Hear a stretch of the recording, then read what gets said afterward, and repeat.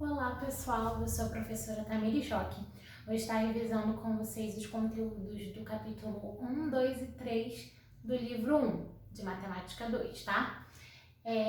Nesse capítulo 1, a gente começa a falar, revisa na verdade, sobre ponto, reta e plano. Vamos relembrar um pouquinho isso. O que seria ponto? Todos esses três conceitos, eles são muito intuitivos. Então, o ponto, na verdade, você só precisa lembrar, por exemplo, do ponto final. Você tem uma demarcação de ponto. Quando eu falo de reta, eu estou dizendo que é a junção de infinitos pontos, um do ladinho do outro, eu consigo formar uma reta que não tem limites. E quando eu falo do plano, é exatamente isso. É um plano onde pode estar uma reta, conter um ponto e tudo mais. Eu desenhei para vocês aqui numa folhinha exatamente o que significa cada coisa. O ponto, ele tá bem aqui no centro, ele tá marcado com um pontinho A, porque o ponto sempre tem que estar com uma letra do nosso alfabeto e maiúscula. Já a reta, lembrando que a junção de infinitos pontos, ela tem que estar marcada com uma letra minúscula do nosso alfabeto. E o plano, nesse caso, seria a minha folha de papel, porque nela está contendo a reta e o ponto. Então, o meu plano, nesse caso, seria o plano alfa, porque eu tenho que escrever em letras gregas. Então, vamos lá. Agora que a gente já revisou os conceitos de ponto, reta e plano, a gente vai estar falando um pouquinho mais sobre isso. Como eu disse, a reta é a reunião desses infinitos pontos e ela consegue ser subdividida em alguns outros pedaços. A gente tem a semi-reta, olha esse exemplozinho aqui. Isso daqui de baixo é uma semi-reta por quê? Porque ela tem um começo, que seria nesse ponto O aqui, que seria a minha origem, e depois eu tenho, seguindo para lá, o restante da reta, que passa pelo ponto A. Quando a minha reta tem uma origem, na verdade ela é uma semi-reta, porque a reta em si, ela é infinita. Então, quando eu digo que ela tem uma origem, é porque ela é uma semi-reta. Lembrando que, para ela ser uma reta, ela necessariamente precisa passar por dois pontos. Então, nessa minha semi-reta, eu tenho o ponto da origem e o ponto por onde ela está passando, que é o ponto A. A gente tem um outro exemplozinho aqui, que está indo na outra direção, que está passando pela origem também o ponto O, e passa pelo ponto B. Lembrando que na semi-reta a gente coloca o ponto da origem e o ponto por onde ela passa e representa com uma setinha, porque é basicamente o que está acontecendo aqui. A gente também tem os segmentos de reta. O que são os segmentos de reta? Como eu falei para vocês, a reta é infinita e ela precisa necessariamente passar por dois pontos. Se nesses dois pontos que a reta está passando, eu retiro esse fragmento, eu posso dizer que isso é um segmento de reta. Nesse caso, eu tinha essa reta R e eu tenho um ponto A e um ponto B. Eu tirei essa parte aqui do meio, então ficou como sendo o segmento de reta AB, que é esse pedaço que vai de A até B. Para o segmento de reta, a gente usa um tracinho em cima das letras dos pontos para representar eles. Ainda sobre os segmentos, eles têm algumas propriedades. Esse primeiro caso aqui são segmentos consecutivos. O que você precisa lembrar sobre os consecutivos? Que eles necessariamente dividem um ponto. Eles têm um ponto em comum. Se você olhar aqui, eu tenho segmento AB, BC e CD. Então, olhando para esse segmento, os que dividem ponto é o segmento AB, que divide o ponto B com o segmento BC. Então, esses dois são consecutivos. E no caso, AB e CD não são consecutivos porque eles não dividem nenhum ponto. A Agora a gente tem segmentos que são colineares. Segmentos colineares são segmentos que estão na mesma linha, como se eles estivessem na mesma reta. Então, eu posso dizer que todos esses segmentos aqui, o BC, CD e DE, eles estão formando uma reta. Então, eles são colineares. Já o AB, tá vendo que ele não está na mesma direção que os outros segmentos? Então, ele não é colinear com nenhum desses outros segmentos. Então, lembra disso, que segmentos consecutivos dividem um ponto em comum e colineares é que eles estão na mesma reta. Agora a gente vai ver um tipo que são segmentos adjacentes que você precisa saber sobre os consecutivos e os colineares. Por quê? Para ser adjacente, para ser um segmento adjacente, ele precisa ser colinear e consecutivo ao mesmo tempo. Então, vamos dar uma olhadinha nesse exemplo que ele dá aqui. Eu tenho o segmento AC, CB e BD. Eu posso afirmar que AC e CB, eles são colineares, tá vendo que eles estão na mesma reta?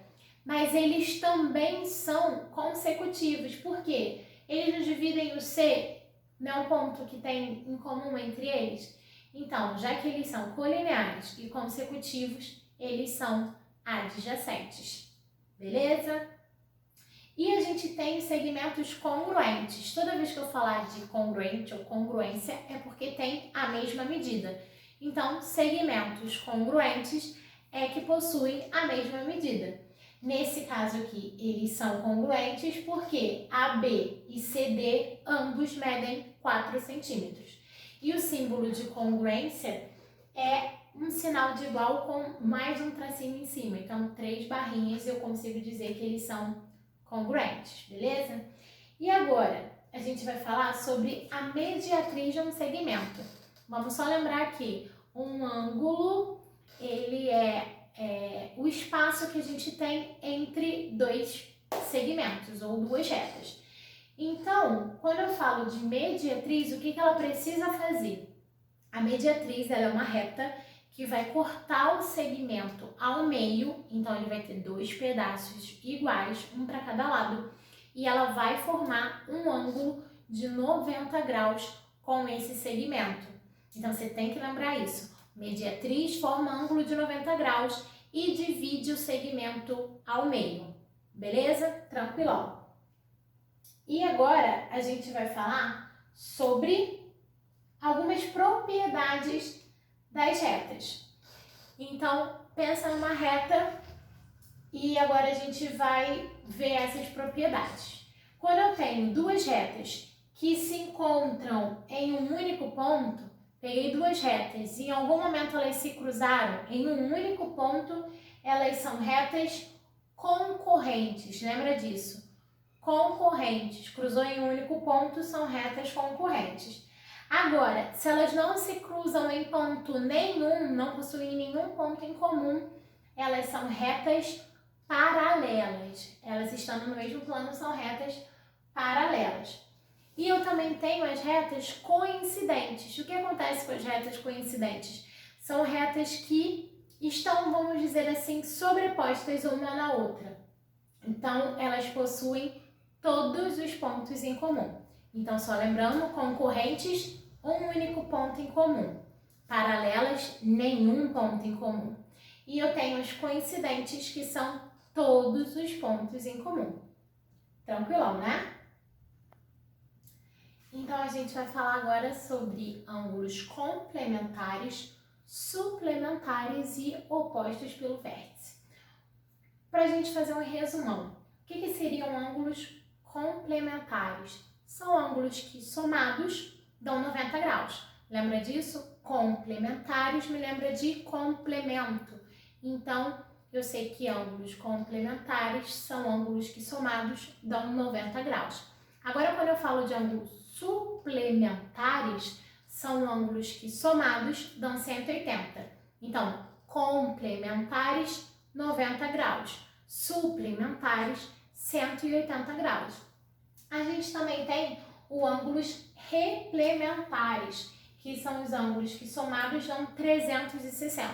Não são tão usuais, a gente não costuma ver muito, mas é bom você saber também. Então, complementares 90, suplementares 180 e replementares 360. Acho que deu, hein? Então, vamos lá. A gente vai falar agora um pouquinho sobre ângulos opostos pelo vértice. Lembra que vértice é um ponto. Então, se eu estou falando de ângulos que são opostos, é que estão em lugares diferentes de acordo com o meu vértice. Então, olhando para essa imagem aqui, eu sei que o meu vértice seria aqui no ponto A. Então, os ângulos que estão opostos seria esse verde com esse verdinho aqui. E outro que também estaria oposto é esse laranja com esse laranja que está aqui. Acho que deu para a gente visualizar. Quando a gente fala de ângulos opostos pelo vértice, o que a gente precisa saber é que eles são iguais. Sempre que a gente tem ângulos opostos pelo vértice, eles são iguais. Beleza? Ou a gente vai ver outras propriedades de ângulos também, só que agora no capítulo 3, que vai ser de acordo com as retas paralelas e a reta transversal. Lembra que a gente viu no capítulo 1 que retas paralelas são aquelas que não se encontram em nenhum ponto? Então, eu tenho a reta R e a reta S que não se encontram em nenhum ponto. Mas se eu traço uma reta entre elas, eu estou traçando uma reta T que passa tanto por R quanto por S. Então, eu posso chamar ela de uma reta transversal. Ela está atravessando as duas retas, está tocando elas em um único ponto.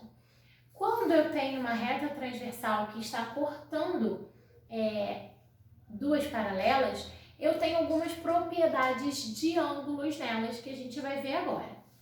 Dá uma olhadinha aqui. Eu tenho essa reta R e essa reta S, que são retas paralelas, elas nunca vão se encontrar. E eu tenho essa reta T, que é a transversal, que está cortando essas duas retas paralelas. Quando eu faço esse corte, eu encontro vários ângulos entre a reta paralela e a transversal. Então, a gente vai ver as propriedades deles. Primeiro, vamos só ver que o que está entre as retas paralelas, o que está na parte interna, a gente diz que são ângulos internos. Então, o que está para o lado de fora, a gente fala que são ângulos externos. Então, a gente vai começar a ver as propriedades deles agora. Se você olhar aqui embaixo, a gente vai começar a falar sobre ângulos correspondentes. O que seriam os ângulos correspondentes? São aqueles que, se ele está na parte de cima, a gente forma 4 ângulos aqui nessa parte de cima, que é a primeira reta. Se eu sobreposse essa reta R com a reta S, eu posso ver alguns ângulos que ocupariam o mesmo lugar. Por exemplo, se eu pego essa reta R e coloco em cima da S, tá vendo que o ângulo A ocuparia o mesmo lugar que o E? Então, eu posso dizer que A é correspondente a E, porque ele ocuparia exatamente o mesmo lugar que E. Quando os ângulos são correspondentes, eles são iguais. Então, eles possuem o mesmo valor. A mesma coisa acontece com D e H, B e F e C e G. São ângulos correspondentes, então eles têm a mesma medida, o mesmo valor. Beleza? Agora a gente vai ver os ângulos colaterais. A gente tem 2 tipos, os internos e os externos. Se é interno é porque está entre as duas retas paralelas e externos está fora das duas retas paralelas. Então, colateral, quando a gente fala de lateral, a gente está falando de lado. Se eles são colaterais é porque eles estão do mesmo lado, nesse caso do mesmo lado da transversal. Então, quando eu falo de colaterais internos, eles estão do mesmo lado da transversal, só que na parte interna. Se eu falo de colateral e externo, eles estão do mesmo lado da transversal, eles estão do lado de cá, só que na parte externa. Ângulos colaterais são ângulos suplementares, então são ângulos que somados dão 180. Tudo bem? E a gente tem os ângulos alternos. Quando a gente fala de alternos, a gente está falando de alternâncias. Se a gente está falando de alternância é porque a gente está mudando de posição. Então, quando eu estou falando de alternos internos, eles estão na parte de dentro das retas paralelas, só que estão alternados na minha reta transversal. Então, eu tenho o A aqui, que está na parte de dentro, e o B. Só que eles não estão do mesmo lado, eles estão em lados diferentes da transversal. E a mesma coisa com alternos e externos, só que eles estão do lado de fora. O A está do lado de cá, o B está do lado de lá da minha transversal, só que na parte externa das paralelas. Quando eu tenho ângulos alternos, eles são congruentes, o que significa que eles são iguais, beleza? Então, só vamos recapitular aqui. Todos os ângulos alternos e correspondentes são iguais. Quando eu falo que dois ângulos são alternos, eles são iguais, e quando eu falo que dois ângulos são correspondentes, eles são iguais. Agora, quando eu falo de ângulos colaterais, que foi o que a gente viu aqui em cima, eles são ângulos suplementares que somados dão 180. Então é isso, capítulo 1, 2 e 3 revisados. A gente se vê na próxima, pessoal. Bons estudos!